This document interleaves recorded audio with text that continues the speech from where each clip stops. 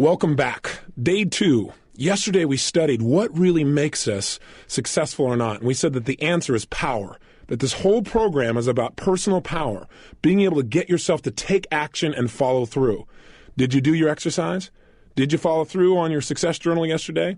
If you didn't, please turn off this tape. Do not listen to this tape until you've done exercise from day number 1. If you did day number 1, you've gotten yourself to take some kind of action. You made a decision and you used your power. Maybe in a simple way. Maybe in a basic way.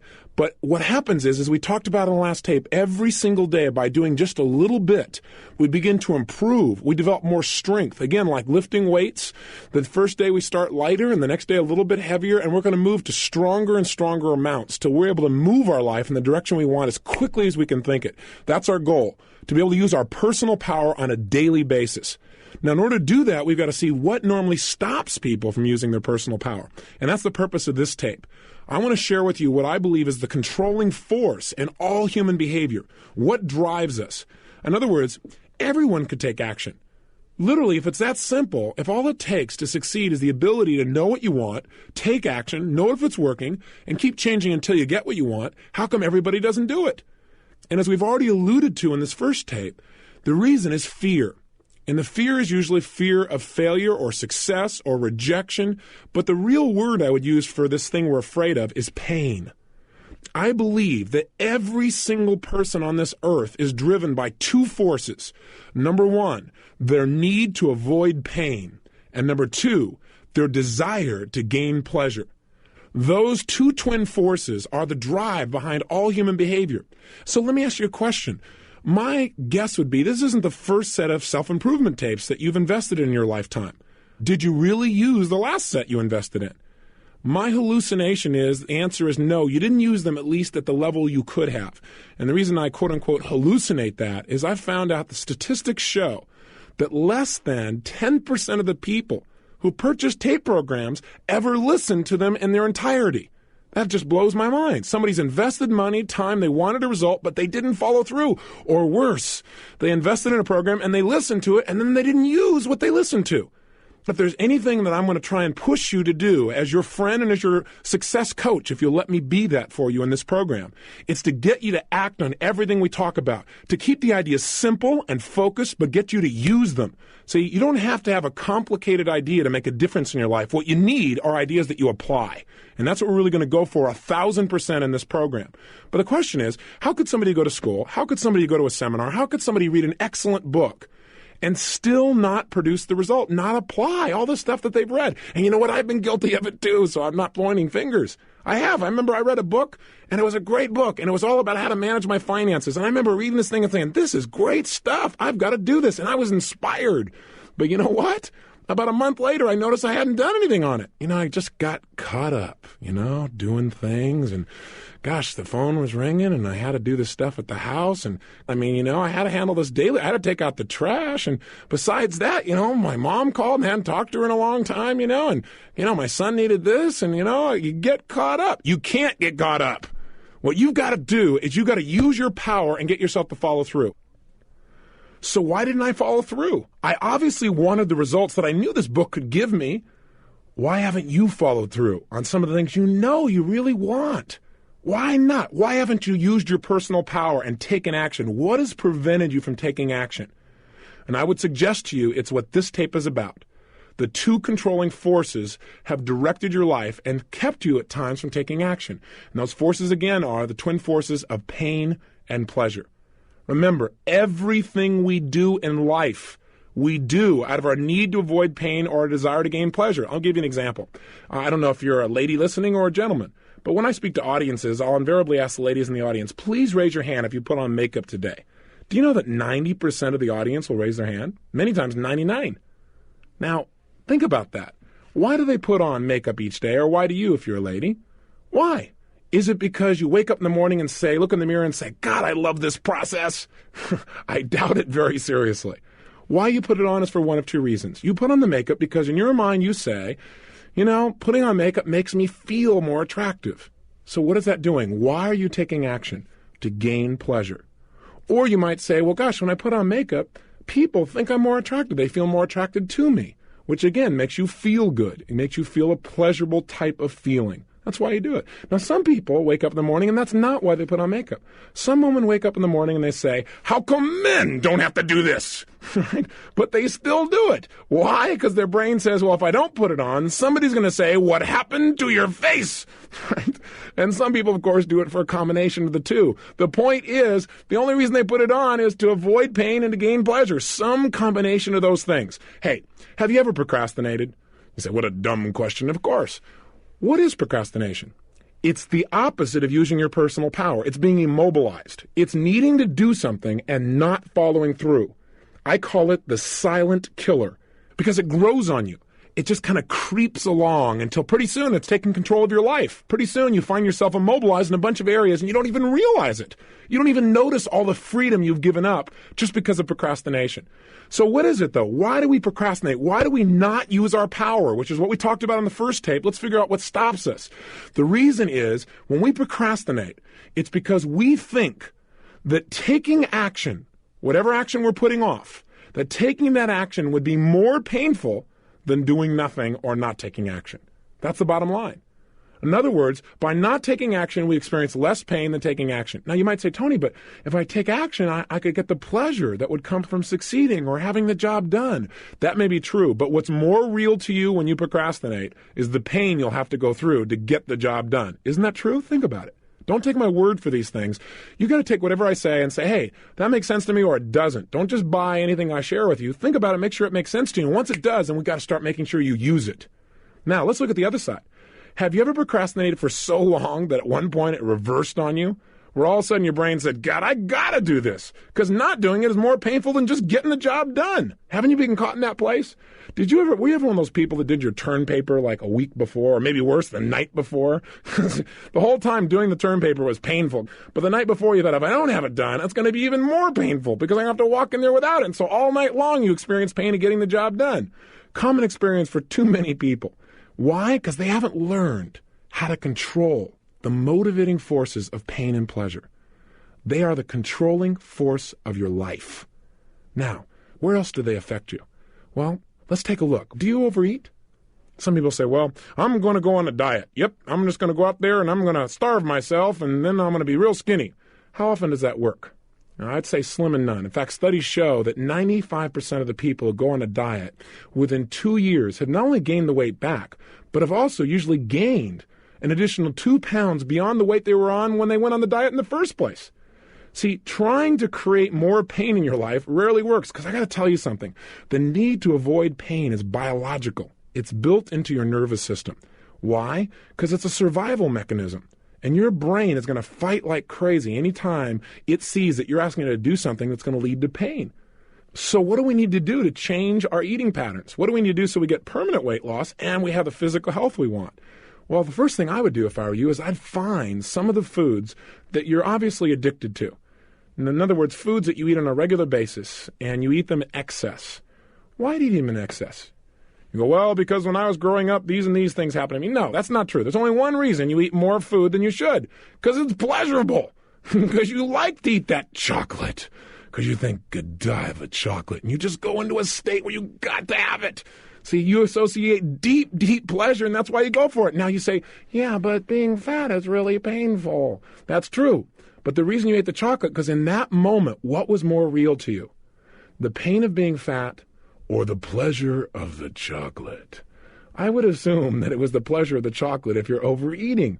So what we've got to do to make a change in our life is not go out and discipline ourselves, but to change what we link pleasure and what we link pain to. So what if you saw somebody that you were really attracted to and you wanted to be with them, you wanted to develop a relationship, but you didn't follow through? How come? Real simple, isn't it? Because you associated more pain to walking up and asking him for a date than not doing it. You thought, well, gosh, but if I could do it, I could have the pleasure. But which one was a more powerful motivating force? The pleasure of being in a relationship or the potential pain of being rejected? If you didn't follow through, we know the answer, don't we? The pain. And I'm here to tell you something that for years I would have probably argued with you if you would have said this to me, because I feel like I'm a real proactive person. But if there's anything that my research and human behavior has shown me time again and again and again, in most cases, pain, the need to avoid pain, is a greater motivator for people than the desire for pleasure. I hate to say that because I love to do things for proactive reasons. But I also have found that people do almost anything to avoid pain. Now, I got a question for you.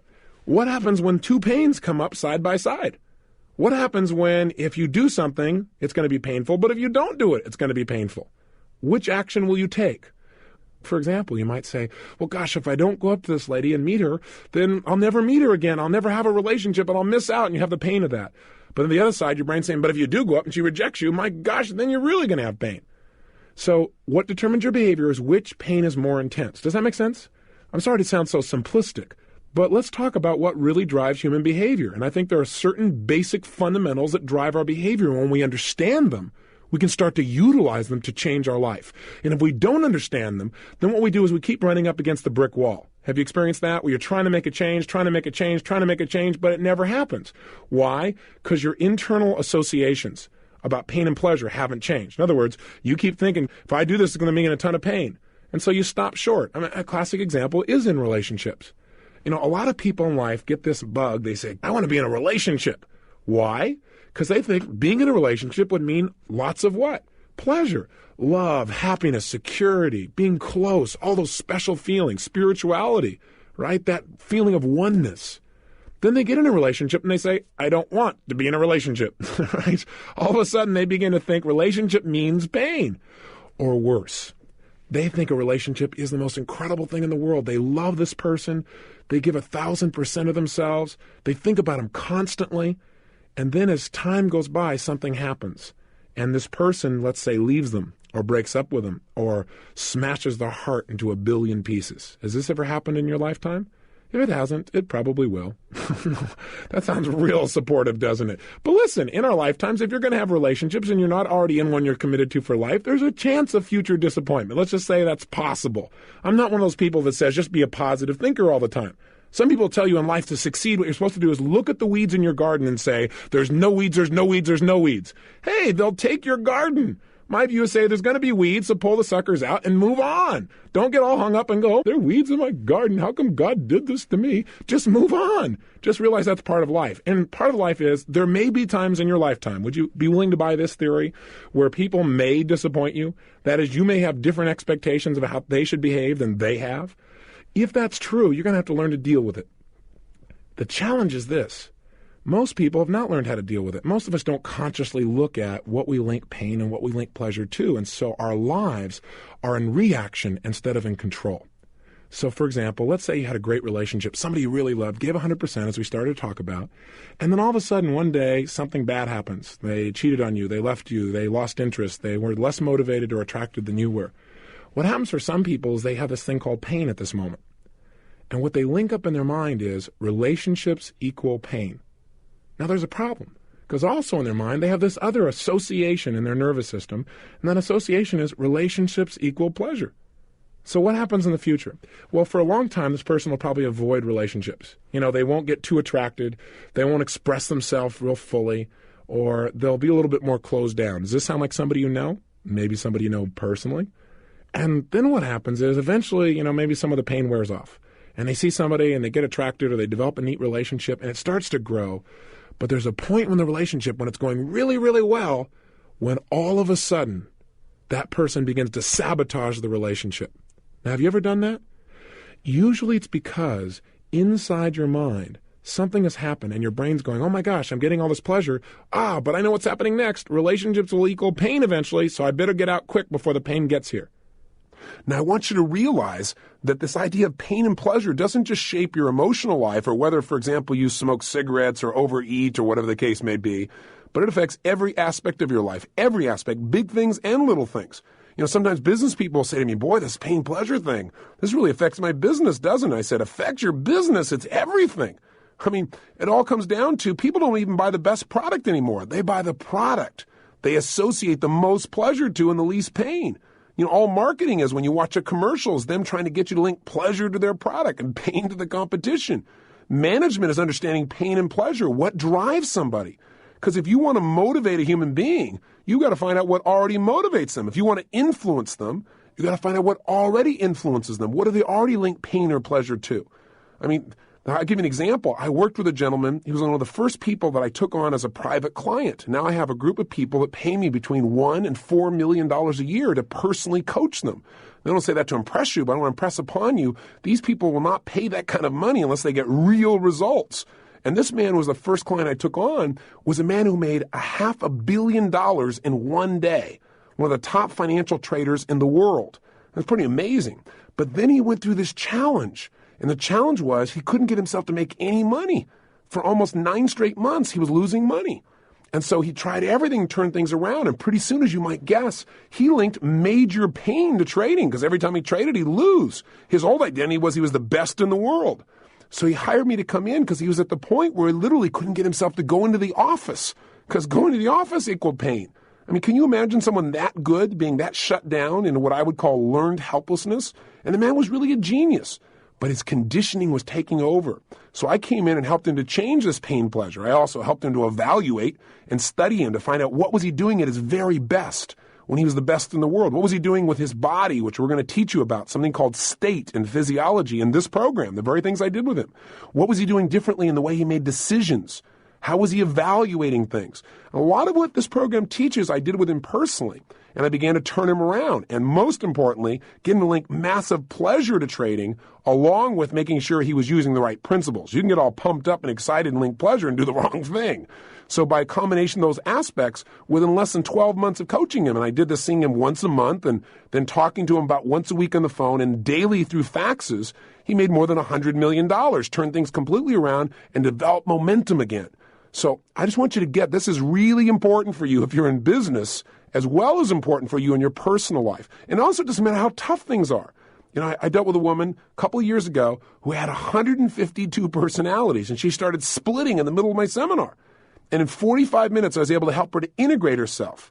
And the way I did that was by understanding the relationship of these 6 human needs, as well as the principle of pain and pleasure. So I want you to know, when you master this area of your life, you can change virtually anything. And you've got to master it around the area of learning. Because if you think about it, as we move into the 21st century now, things are changing so rapidly. The one skill you got to have is the ability to learn rapidly. And you know what? When we're in school, we link massive pain to learning, most of us. And so kids, boy, you can turn them around so easily when you entertain them a little bit. You know, I've tried to make this little tape program somewhat entertaining. I just got my voice to try and do it and tease you and push you, but hopefully you can feel the difference, and you will over the next few days as we go through each day, day after day, building momentum. But I can tell you one of the reasons we now do our programs in movie theaters all across the country, where I do a seminar and we satellite it all over the nation, is we use that big screen and we use entertainment. We call it E-cubed. We give you the very best education on earth, something you can immediately use that you can see measurable results from, but we make it entertaining. And then 30 is empowering, so you follow through, so you're not learning in a passive mode. Most people think, oh my God, I'm going to sit in a seminar for 8 hours? That's got to be the most burnout thing possible. Well, we have people that go for 3 days and they have the best time of their life, because I believe the information age is dead. I mean, we have so much information coming at us now. It's on internet and it's on CD-ROMs, and we've got 500 television channels, and then we got me. Here I am again, dumping more on you, right? But you know what? The secret is to realize there's so much information. The only stuff we pay attention to is the stuff that moves us emotionally, something that inspires us or makes us laugh or makes us cry or makes us feel. That's the stuff we remember, and that's the stuff we use. So pain and pleasure is shaping every area of your life. And what we want to do in this tape is really start to take control of it. So we're not in reaction to our old conditioning, but we're in charge of it. And the first step to that is awareness of this principle, the awareness that this is shaping us and how it works. So the controlling force of our life, then, the thing that directs our life, is what we link pain and what we link pleasure to. Think about it. Advertisers know all about this, don't they? Advertisers know that if we're going to get people to take action, to use their power to buy things, we got to get them to associate pleasurable feelings to our product, or show them how they can eliminate some pain they already have by buying our product. Think about it. Isn't that what they really did in those old AT&T commercials?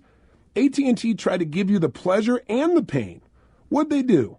They didn't come on with a commercial and say, listen, I know you miss your mother, call her. No, no, no. First they took out a big knife and they stabbed you in the chest with it, right? They came out there and they showed this poor old lady saying, gosh, my son hasn't called me in forever. I miss him. He probably doesn't even love me anymore. Oh my gosh, I'm being left alone. So all the grandmas in the world start to feel pain because they realize their son hasn't called them in at least 15 minutes. On the other side, right, here's the sons out there in the world and or daughters who are watching this going, guilt, oh gosh, I've been busy, oh gosh, I need a call and everything else. And pretty soon what happens is, in the same 30 seconds after making you feel all this pain for not calling, they then show you that by calling you'll get what? Pleasure.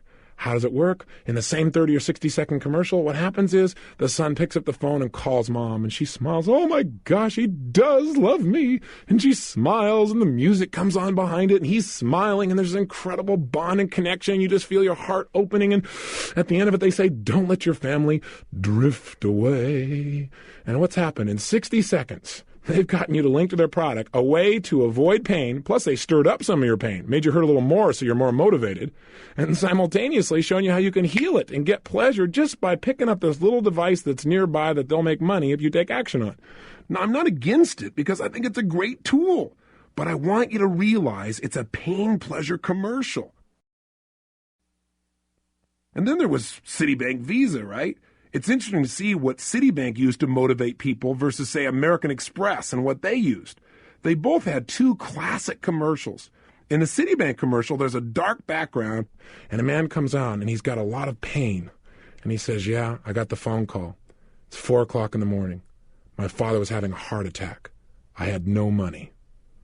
Then all of a sudden it comes on, and the Citibank lady comes on with a smile and says, we heard about his problem. And she said, we wanted to help. He called us. He told us what he needed the money for. We gave him the credit. It goes back to the man. Yeah, because of Citibank, I was there. I was there at my father's hospital bed. Thanks to Citibank, people who care. Now, what's the implication here?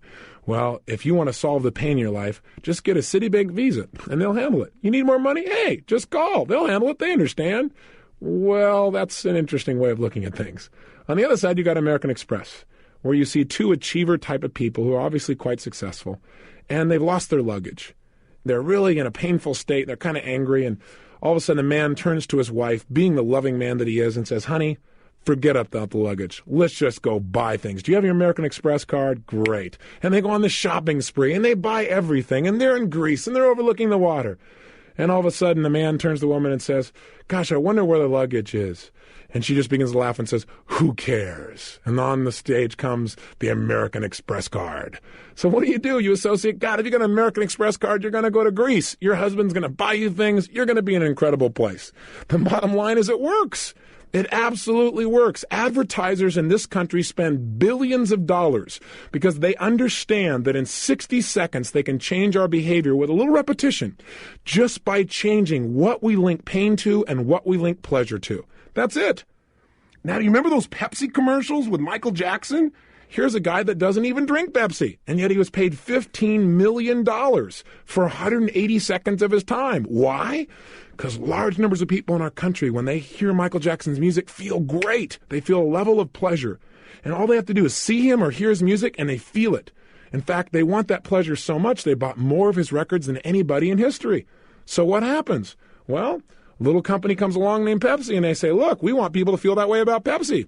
Let's just do a little conditioning here. Let's get them to associate those feelings to our product.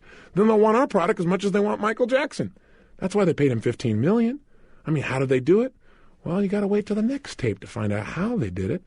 But right now, let's just get really clear about that. Yeah, that's right. I want to make sure you tune in tomorrow. That's right. But meanwhile, just get clear.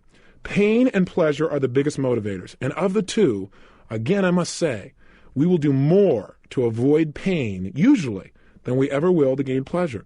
I mean, think about it. Which would you work harder for? To save $25,000, save it up, or to keep somebody from stealing $25,000 from you? I would say usually you'll do more to avoid the pain. Most people in life, in fact, don't succeed until they have enough pain. I mean, think about it. Some of the greatest success stories that we could talk about are people that finally hit rock bottom where they had so much pain they couldn't stand anymore, and that drove them for the pleasure of success.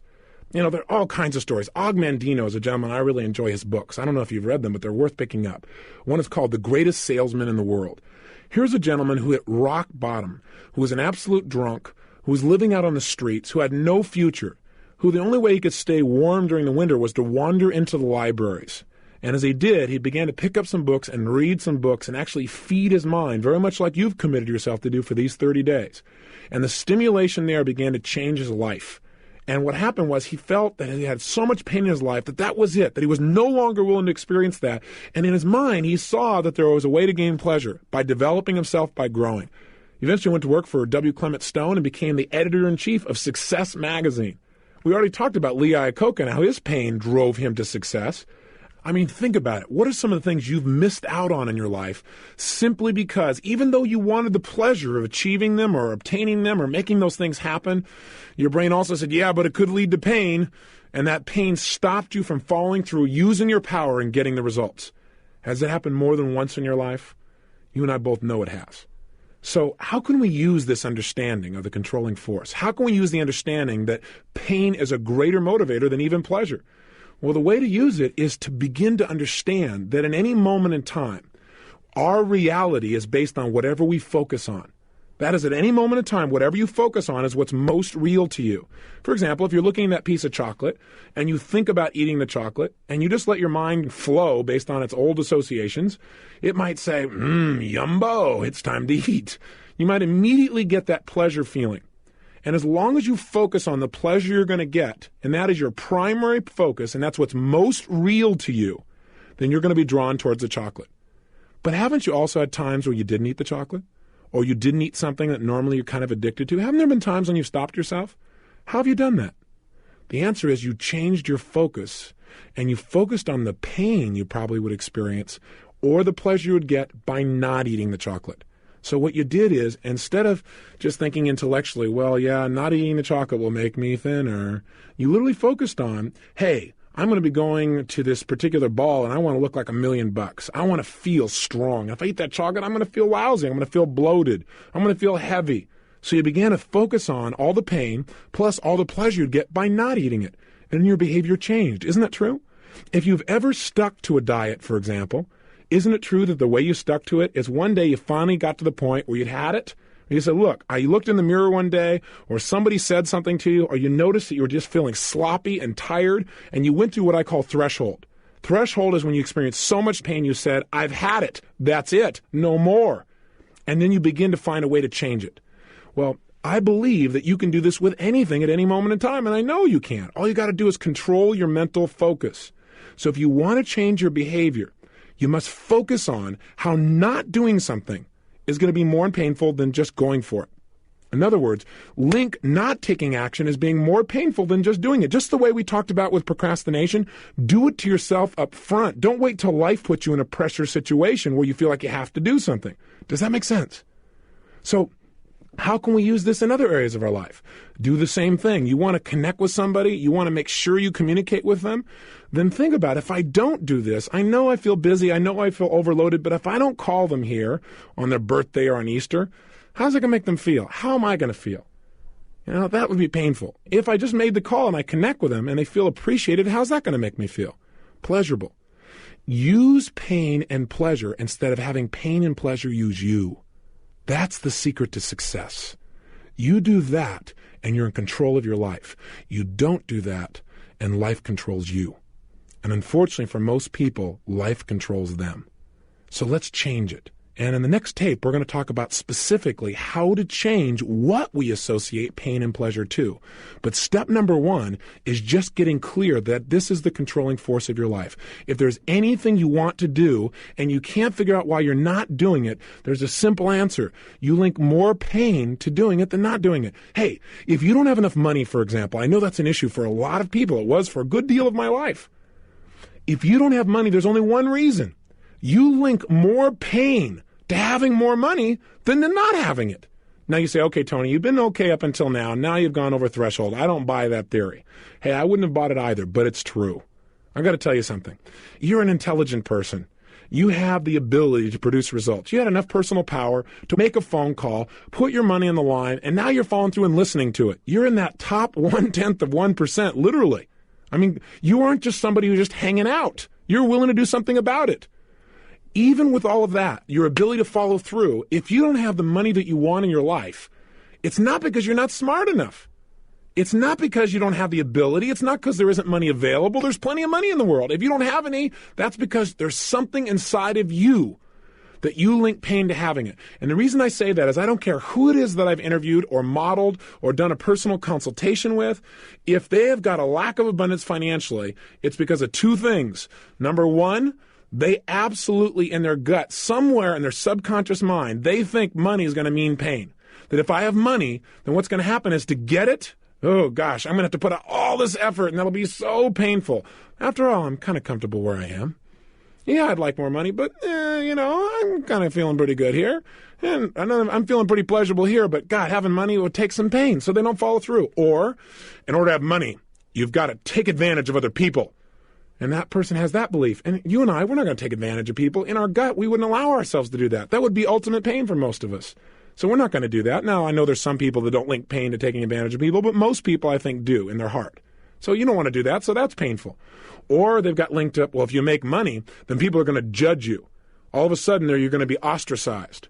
Or maybe somewhere in your mind you believe, oh gosh, if I make that much money and I make it to the top financially, I'll be all alone. I'll be lonely at the top. Hey, that's a bunch of garbage. It is not lonely at the top. It's true the bottom is more crowded, but there's plenty of room at the top. And if you do things in a way that supports the people around you, you can take your friends with you financially. The point is that if you don't have the money, it's because you link pain to it. There's more pain. Imagine motivating your life as being a scale, if you would. And on one side is pain and the other is pleasure. And your brain is always weighing, if I take this action, what's it going to mean? More pleasure and less pain, or more pain and less pleasure? If you're not following through, it's because you've got that scale weighted in the opposite direction as it needs to be. And if you're going to change your behavior and use your personal power, then you've got to change what you associate pain and pleasure to. If you're sabotaging your success in any area of your life, it's exactly the same reason. You're having what I call approach avoidance. That is, you have a mixed set of associations about pain and pleasure. As I gave you the earlier example, in a relationship, I want to be in a relationship. It'll mean pleasure. But then you get into it and you start to notice some things and your brain says, oh, it might end. It might mean pain. And so you start to make relationships work and you sabotage them. You may do the same thing financially. I want money because money will mean for me maybe more freedom, or I could give to my friends, or I could buy my kids something, or I could travel the world, or I could learn something new, or I could hire this best coach in the world to do something for me. And yet at the same time, your brain's going, yeah, but then I'll get judged, or yeah, I'll have to give up all this stuff, or I'll have no time with my family and all this pain. And so you don't follow through and you begin to sabotage financially. If you're going to change that once and for all, forever, you've got to right now decide that you control the focus of your mind. And that if you're not following through, all you have to do is focus on what's the pain I'm going to have if I don't do this. Most of us focus on, well, what will be the pain if I take action? And we keep ourselves from using our personal power. Your focus has to be, what will be the pain if I don't do it? What will be the ultimate price if I don't follow through? What will it cost me emotionally, spiritually, physically, financially, in my life? What will happen to the juice and passion of my life if I don't follow through? If you start asking those questions, you'll be able to motivate yourself. And when we get into the goal-setting workshop in this tape program, you're going to find that I'm going to show you not only how to set goals and find out why you're going for them, which most people don't know, which is why they don't follow through. They just set up a goal. I want to be rich. I want to be happy. I want a better job. I want a better relationship. We're going to get the reasons that'll drive you, but we're also going to have you really focus on, hey, what's going to be the cost if you don't do it? We're going to use this powerful force within us to create lifelong success. So I want you to remember this tape. I know I've said some of the same basic ideas over and over again. Repetition is the mother of skill, and I hope you listen to this again. I want you to hammer into yourself, if you will, anchor into yourself, that you're in control and that you have the ability to change your focus and therefore change your behavior instantly by learning to control pain and pleasure and what you link them to. So let me give you an assignment, and then tomorrow we're going to show you how to make changes rapidly. But let's make some changes right now, okay? Take out your success journal. And in your success journal, I want you to write down 4 actions that you need to take in your life that you've been putting off. Now, I know you made some decisions a day or so ago, but I want you to look at 4 more things. What are 4 actions that you need to take? Maybe you need to lose some weight. Maybe you need to stop smoking. Maybe what you need to do is need to make a phone call you haven't followed through on. Maybe it's initiating a new job interview for you. Maybe what it is communicating to somebody that you really, really are attracted. Or maybe it's you're in a relationship with somebody and you haven't communicated how much you really love them in a long time, real directly. You're kind of taking it for granted. I don't know what it is. But I want you right now to write down what are 4 actions that you could take immediately that you've been putting off. You know you should take, but you haven't done it. Again, make these 4 different than the ones you already did yesterday. Don't go, oh, I did 2 of them yesterday, so that means I have to do 2 more today. No, remember I said each day we're going to do a little more? We're going to increase the weights. We're going to develop more muscle, more will, more power. That's what we're doing right now. So you're going to write down 4 new actions, right? 4 simple actions that you're going to take. And then what I want you to do is I want you to be honest with yourself. I want you to write down under each action that you've not taken that you know you should. I want you to write down what is the pain that you associate that's kept you from taking action in the past. Let's just get clear, because I guarantee you that if you've not taken action, it's because you associated more pain to taking action than not. Okay, you've heard that about 19 times, but you're going to hear it again and again until you start to use it. You know, I once heard a story about this great minister, and people came to his church and they listened to him, give this great sermon. And it was a phenomenal sermon. And then they came back the next week and he got up and gave the same sermon. And the third week it was the same sermon. And after about 5 sermons in a row of the exact same sermon, a couple of the elders in the church decided to pull the minister aside and see if he was okay. And they said, sir, I don't know quite how to communicate this to you, but are you aware that some of what you've been saying has been pretty much identical as to what you said the last week and the week before and the week before? And the minister just smiled very calmly. He said, oh, I'm glad you noticed. They said, well, why are you doing that? He said, I'm going to keep doing this sermon until you guys start applying it. So if I sound like I'm giving a sermon that sounds like the same one, it is. We're going to make sure you apply it and make sure you embed it. So 1, write down the 4 actions. 2, make sure you write down what is the pain that you've associated with doing this in the past, and just be honest with yourself. And if you say, Tony, I have no pain associated to it, well, then think a little stronger. Maybe the pain is simple. Maybe it's like, well, the pain of taking the time. It'd be more painful to take the time to do it than other things you're really more caught up in and that you think will give you more pleasure. But write it down. 3rd step, I want you to write down all the pleasure you've gotten by not following through. Because sometimes by not following through, it's giving you pleasure too. You go, well, I don't understand. Well, let's say, for example, you think you should lose some weight. And that specifically, in order to get that done, one of the actions you should take is to stop eating mass quantities of chocolate or sugar or cake or whatever it is, okay? Now, why haven't you done that? Well, answer number 1, because you associate pain to dieting. In fact, what are the first 3 letters in the word diet? That ought to give you a clue why most people want to avoid it. They feel like they're dying. The bottom line is that's kind of painful. So what have you done? You've associated taking something away. Loss equals pain for most of us. If we feel like we're losing something or giving something up, we feel like losing weight. It's going to be painful. So you go, well, gosh, I would be taking something away. I would be taking away things I used to have pleasure eating. So that's pain. What are all the pains that you would associate? Step 3, what's the pleasure you get by still eating? Well, you get the pleasure of eating chocolate. You get that momentary feeling inside. So that's step number 3. Step number 4, I want you to write down the opposite. What do I mean by that? What I mean is I want you to write down what it will cost you if you don't change. That is, if you don't stop eating chocolate in mass quantities, if you don't stop smoking, if you don't make that phone call that you know you need to make, if you don't start consistently working out each day, if you don't go out and really make an effort, even though it may be difficult, to get through to that person who in the past has made you mad. If you don't do that, what's it going to cost you? And be honest with yourself. What will it cost you over the next 2, 3, 4, or 5 years? What's it going to cost you emotionally? What's it going to cost you in your self-image? What will it cost you in your physical energy level? What will it cost you in your feelings of self-esteem? What will it cost you financially? What will it cost you in your direct relationships with the people you care about most? And I really want you to hone it down. And how does that make you feel? In other words, don't just go, well, it'll cost me money. Well, I will be fat. That's not enough. You got to remember what drives us are our emotions, not just our intellect. So get emotional about it. What will it cost you, and how would that make you feel to not get those results in your life over the next 2, 3, 4, or 5 years? And here's the final key. Take the final step, and that is under each of these 4 actions, write down what will you gain by taking this action right now. What are all the things you'll gain? And make a huge list that will really drive you emotionally.